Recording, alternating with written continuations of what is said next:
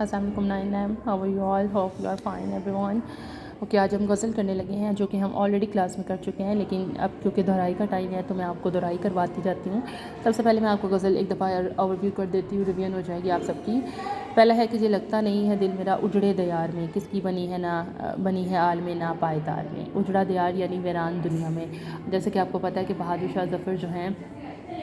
ان کو مغل بادشاہوں کے آخری بادشاہ تھے، لیکن رنگون میں ان کو قید کر لیا گیا تھا جس وقت 1857 کی جنگ کے بعد انگریز جو ہیں وہ بر صغیر پہ قابض ہو گئے، تو ایسے میں بادشاہ کو جو ہے اٹھا کے لے گئے تھے، یعنی کہ وہ برما رنگون میں ان کو قید کر دیا گیا تھا، اور بادشاہ نے اپنی آخری اوائل میں یعنی اپنی آخری عمر کے اندر یہ نظم لکھی تھی جو کہ بہت زیادہ مشہور ہوئی تھی، یہ غزل لکھی تھی جو بہت مشہور ہوئی تھی، اور ان کی غزل کا پہلا وہ کہتے ہیں کہ میرا اس اجڑے ویران دنیا میں اب دل نہیں لگتا، اور پھر کس کی بنی ہے اس نا عالم پائیدار میں، اور اس دنیا میں پھر کسی کی بنتی بھی نہیں ہے، کیونکہ یہ دنیا خود بہت ناپائیدار ہے،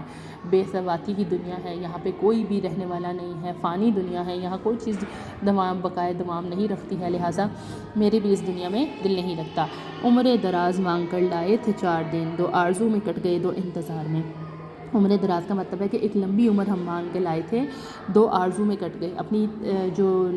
قید ہے اس کے بعد کی بات کرتے ہیں کہ 2 جو دن ہیں وہ میری اس آرزو میں کٹ گئے کہ کاش جو قید ہے یہ کبھی ختم ہو جائے گی اور میں دوبارہ سے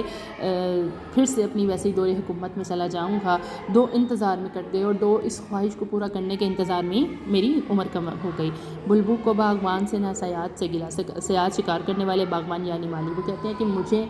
نہ تو میرے مالیوں سے کوئی شکوہ ہے، نہ ہی مجھے شکاریوں سے۔ مالی سے مراد وہ لوگ ہیں جنہوں نے خود انگریزوں کے ساتھ مل کر بغاوت کی تھی، یعنی ان کے اپنے وزراء، اپنے حکمران میں سے جو بھی ان کی وزارت کے لوگ تھے، اور صیاد شکاری یعنی انگریز کی بات ہو رہی ہے کہ انگریز جو ہیں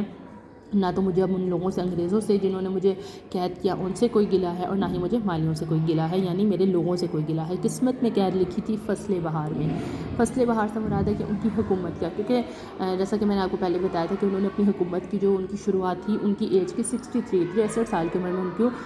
حکومت ملی تھی، ٹھیک ہے۔ ابھی اس وقت ان کی عمر بہار یعنی اپنی عمر کی وہ جوانی میں نہیں تھے، لیکن اپنی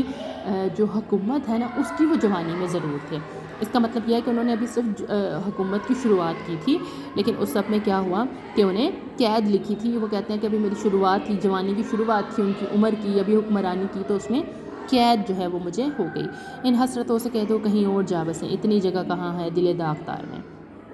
کہتے ہیں کہ میرے دل میں جو حکمرانی کرنے کی خوبصورتی کی یا پھر کسی ملک کے سلطنت بادشاہ بننے کی جو حسرتیں رہ گئی ہیں نا، ان سے کہتے ہیں کہ اب کسی اور جگہ جا کے بس جائیں، کسی اور کے دل میں بس جائیں، کیونکہ میرے دل میں تو اب غم ہی رہ گئے ہیں، کیونکہ قید کی جو صعوبتیں ہیں، جو تکلیفیں ہیں، جو پریشانیاں انہوں نے اٹھائی ہیں، انہوں نے اس کے دل کو بالکل ہی نڈھال کر دیا ہے۔ جن زندگی کے ختم ہوئے شام ہو گئی، پھیلا کے پاؤں سوئیں گے کونجے مزار۔ ہم کہتے ہیں کہ اب میری زندگی کے جو دن ہیں وہ ختم ہو چکے ہیں، شام ہو گئی ہے، مطلب کہ میرے موت کا وقت قریب آ چکا ہے، لہٰذا اب آخری وقت میں صرف یہی ہے کہ اپنے مزار کے کونوں میں سکون سے پاؤں پھیلا کے بے خبر کی نیند سوئیں گے، جہاں پہ کوئی مسئلہ نہیں ہوگا، جہاں پہ کوئی مسائل نہیں ہوں گے، جہاں کوئی تکلیف نہیں ہوگی۔ کتنا ہے بد نصیب ظفر دفن کے لیے 2 گز زمین بھی نہ ملی کوئے یار میں۔ جیسا میں نے پہلے بتایا تھا کہ جس آخری غزل یا نظم کے آخری شعر میں شاعر اپنا تخلص استعمال کرتا ہے تو ہم اسے مقطع کہتے ہیں۔